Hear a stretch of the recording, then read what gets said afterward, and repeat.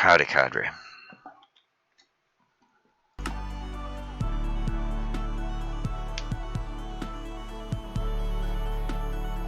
If you're watching these in order,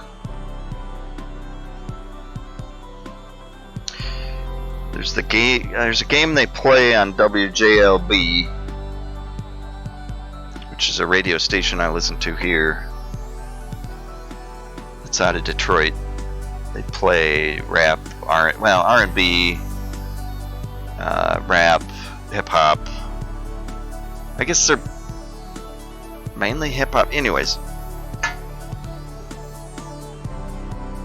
they do Donkey of the Day, Breakfast Club. I think that's actually recorded in New York.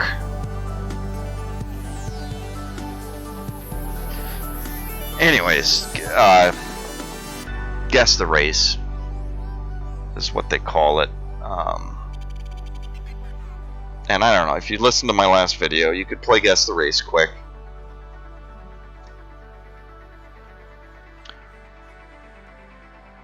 If I had been described that whole story, I probably would have guessed they were white, because I've seen a lot of white people barely wearing masks or not wearing masks. I'm surrounded by college students, mostly white, who are having parties in their front yards and not wearing masks. And, you know, it's probably households, you know, if they live in the same building, they're considered a household, even if they're separate rooms and stuff, and they're just out sitting together. But I saw Memorial Day parties and stuff where there were parents gathering as well, or guests coming over. And this is how this stuff spreads, but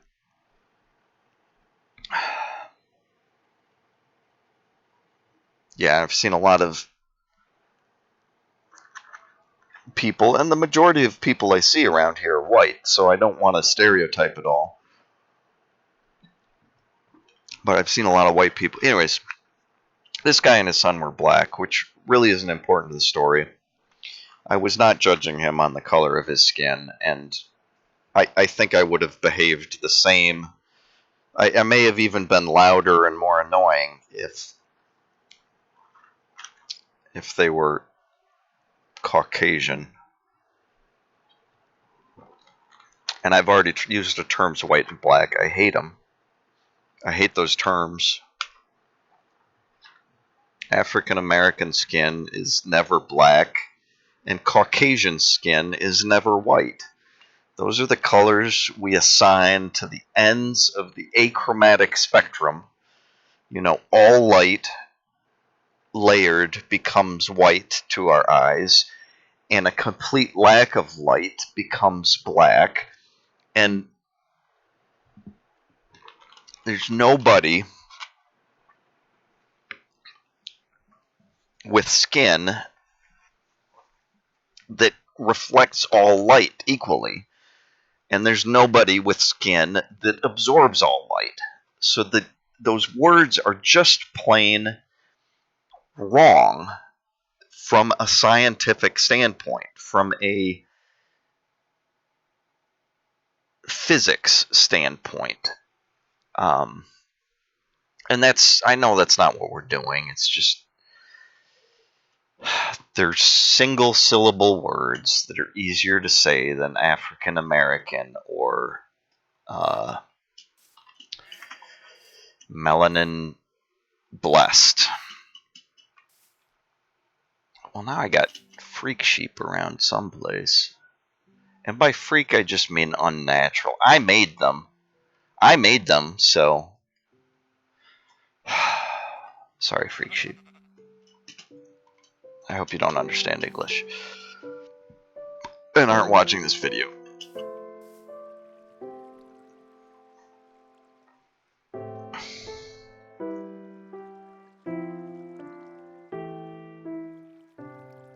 So yeah, I was completely judging him and reacting to him based on the fact that despite everything going on, he's going to walk into a post office where people need to come to achieve business. And I even said that to the manager, once I spoke to him, that I didn't even want to be there. That I'm trying to shelter in place as much as possible. With certain, I mean, I do leave to get food occasionally, and even just a drink. I walk a couple blocks to get beverages at times. And in my defense, my fridge was broken, and I really love cold, sugary, caffeinated drinks. And so it's kind of a, habit, addiction, whatever you want to call it.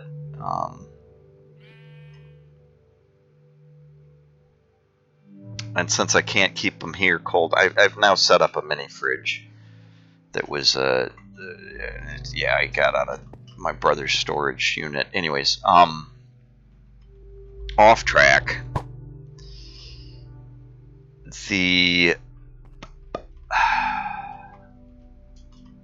So yeah, I'm following the guidelines. And whenever I walk into a place of business, I read their front door to see what's posted. And really the only place I don't put a mask on is when I'm walking a couple blocks to a local store that I never see more than 2 or 3 people in at a time anyways. So it's not the density, and I don't spend much time in there. I'm in and out to get a drink. So, and it's not one respiratory droplet that's going to get you sick. Your immune system will fight that off pretty easily. It's when you get about 1,000, I think the science says, and that number isn't set in stone. People with immune system issues certainly can get infected a lot easier, but those are people that are already taking precautions. But they're also the ones that we need to in part worry about, because they're the ones that breathing on might kill. All right.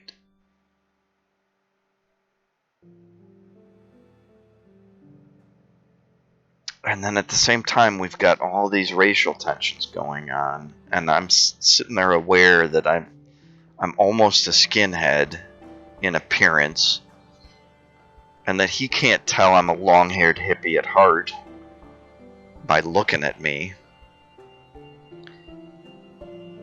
But it was clear he wasn't afraid of me, really. He had backup there, and I really wasn't trying to be violent. I was just getting angry. And anger is something that I've certainly learned a lot about in the last 10 years. I used to think I didn't really experience it. That the closest I got was frustration. But I don't know. I may have been fooling myself, or I may just have compartmentalized it in a way that I could ignore it and swallow it down. But I don't know. Maybe it just, as you age and experience more hardships, that you have less and less patience for this sort of stuff.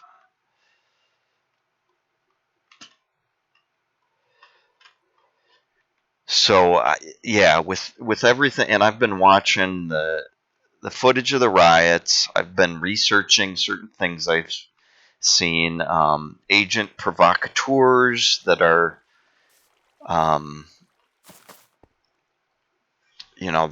there's now all these videos of just like a pile of bricks showing up outside of police stations and other government buildings. Like, oh, where'd those bricks come from? Who would bring in a whole pallet of bricks? There's no construction going on near here. And, there's footage of a couple guys at an AutoZone that walk up and just break windows. And the first time I viewed it, I'm like, oh, there's a guy that looks like a cop, and he just broke all the windows. But then as he walks off, this black guy that's kind of following him with a pizza box and a joint in his mouth, and they have a little bit of an altercation behind the AutoZone. Did I already talk about this? I don't know. If I did, you probably didn't hear it, because nobody watches. So sidetracked. So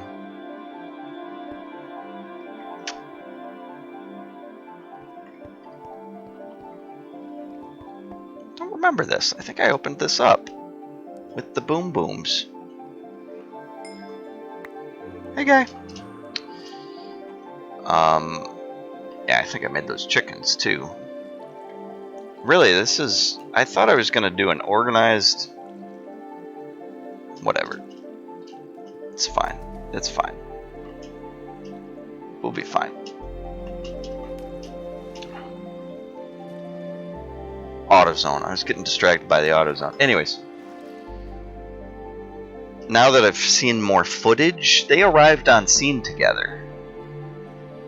The black man was following the white man the whole time. And the black man is dressed very stereotypically. He may have even had like fake dreadlocks on or something. He was carrying a little Caesar's box, which I'm guessing had a weapon concealed inside of it, but I have no actual information to base that on. But what I do know is they approached the AutoZone together. The black man stayed kind of distant while the white man broke all of the windows. And then the black man followed the white man into the back lot. And there were people talking to them, saying, "Are you a cop? Are you a cop?" to the white guy. "Hey, you're a cop. You just broke all those windows," as they're walking off. And then, so in the back lot, and this is, being recorded by somebody with I think a woman with a cell phone. At one point, the white guy turns around and says to the black man, "Do you want to fight? You want to fight?" And the black man, staying completely calm, pretty much, says, "Oh, you want to go? You want to go?" And he kind of glances around and says, "Somebody hold my bliff," and like holds out his joint. Oh, careful. And then, they very briefly... and the result is that the people around them back off. And there's not many around them in the back lot of this AutoZone. But the woman with the camera backs off several feet. And they kind of seem like they're going to have an altercation. And then the white man just turns and walks off. And the black man follows them. So I'm convinced they were partners and agent provocateurs. I have no idea who they were sent by. I doubt it was, a police agency. Did I do that? I think I did that.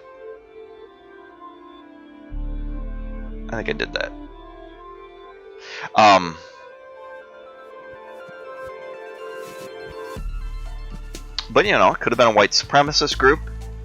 Could have been a left-wing extremist group that's trying to overthrow the president, the current administration, the capitalism as a whole, the United States government, whatever.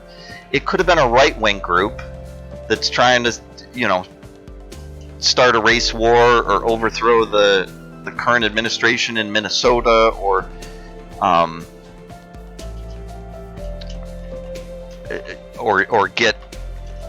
get better crackdowns going. There's really no point in speculating, because without knowing who they were, why they came in so well organized to destroy some windows and walk off. I mean, it's pretty clear they're agent provocateurs, but that they're, because that you've got protests going on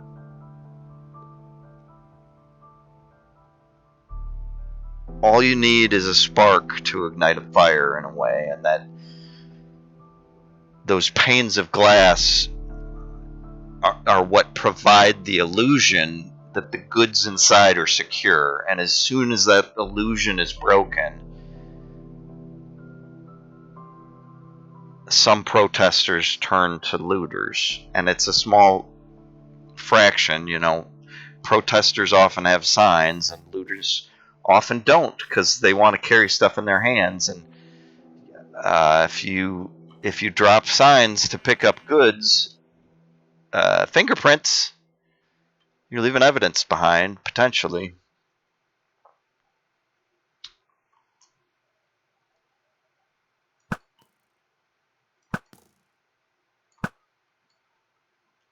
Whoa, I got way off track. And I'm not even to the protest yet. We just kind of finished up with the postal story. Insert catchphrase here.